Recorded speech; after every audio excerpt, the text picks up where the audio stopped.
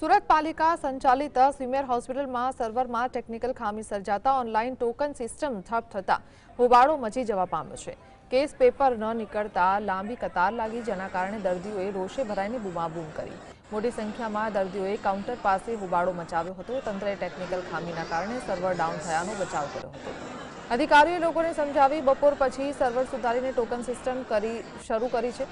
આ ઘટનાથી કલાકો સુધી દર્દીઓને હાલાકી વેઠવી પડી રહી છે।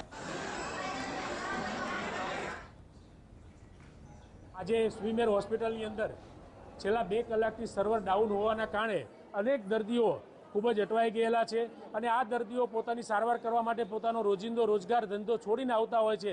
ત્યારે ખૂબ દુઃખની બાબત છે કે એક પણ એવા ઉપરી અધિકારી અહીંયા હાજર નથી અને 2 કલાકથી સર્વર ડાઉન હોવાના કારણે પોતાની સારવાર આ દર્દીઓ મેળવી નથી શકતા। આ સ્વીમેર હોસ્પિટલના હજારોની સંખ્યામાં જે દર્દીઓ છે ખૂબ જ હેરાન પરેશાન થઈ રહ્યા છે।